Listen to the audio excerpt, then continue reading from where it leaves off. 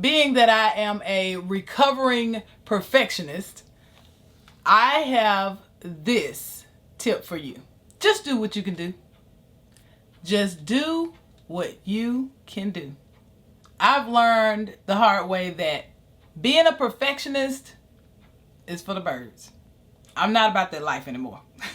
You see, I've been a perfectionist like all my life, for as long as I can remember. Being a perfectionist just kind of happened to me.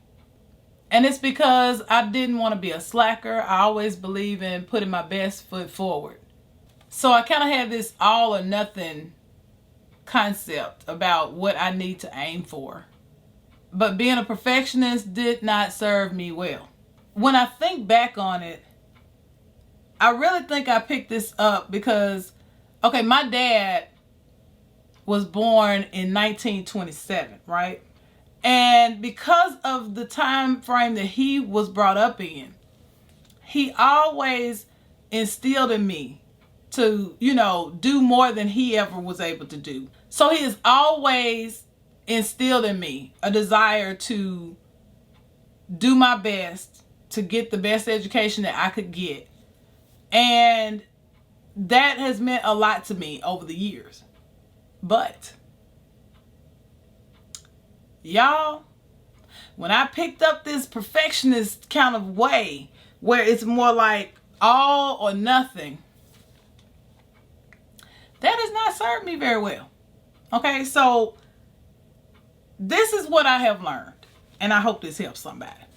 By the way, side note, my dad passed away in 2019 at the age of 91 of prostate cancer. And I'm grateful to have had him in my life for as long as I did. Now, back to this topic, how this all plays into why we need to do what we can do. I always wanted to put forth 110% on whatever I did, But I learned that every day I just don't have 110% to give. It's just the truth. Every day we don't have 110% to give. Every day I don't even have 100% to give. I have only 100% of whatever percentage that I had to give. Hope that made sense. So if physically I can only give 50% today, then that 50% today is my 100% for the day. I hope I ain't confusing nobody out there, because I'm not a mad person either. But the point I'm trying to make is this right here. We got to stop being so hard on ourselves. When we don't have 110%, we just don't have it. When we don't have 100%, we just don't have it. We just can give what we can give. So therefore, we need to just do what we can do. It's not all or nothing. There is an in-between. You want to know what it is? All right. Here it is.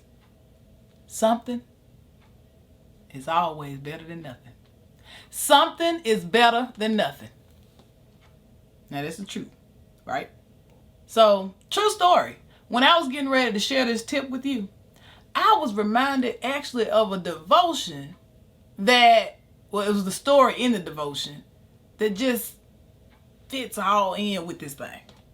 So I'm going to share the devotion with you. Then we're going to get back to the practical tip of why it's important to do what we can do.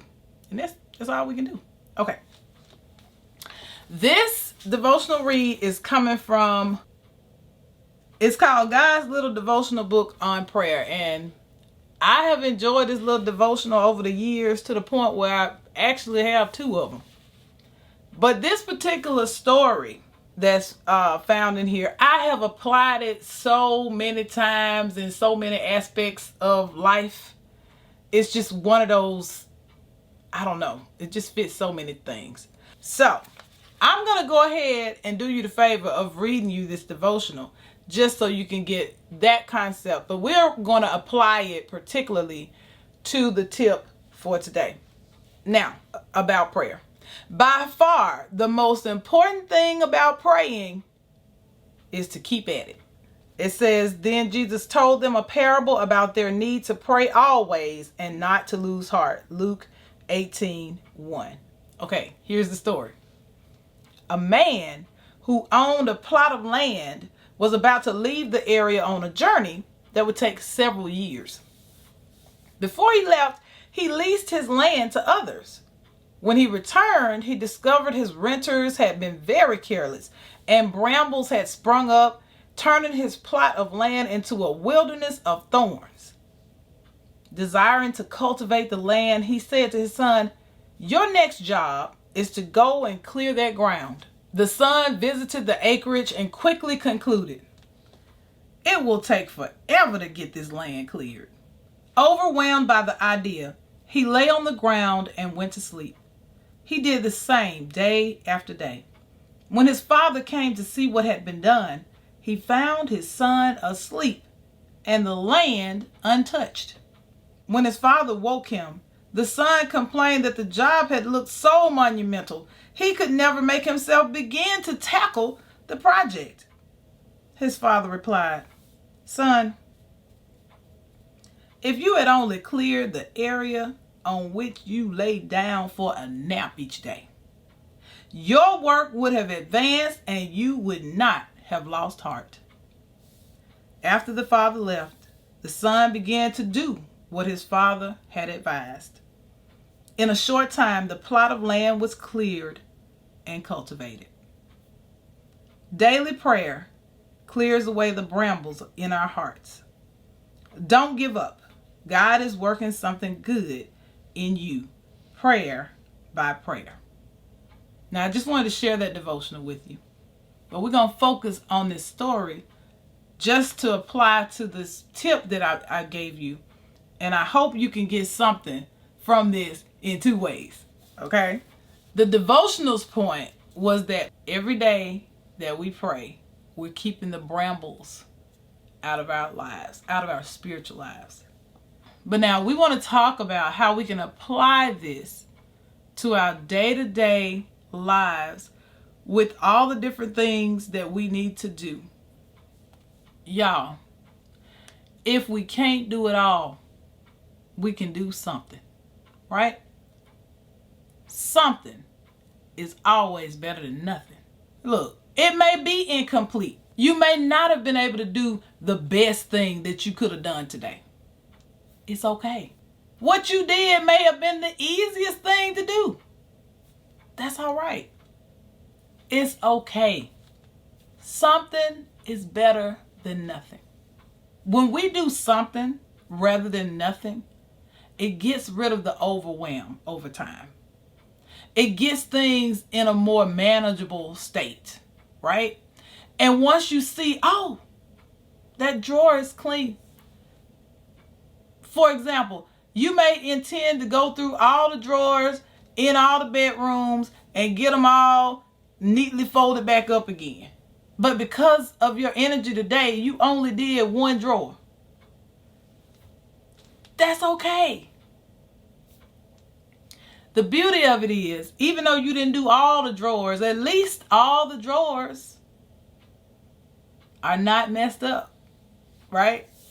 So what happens is the next day, when you think about all the drawers you need to do, and then you open up that drawer that you organized the other day, you get inspiration and you say, wow, that looks so nice.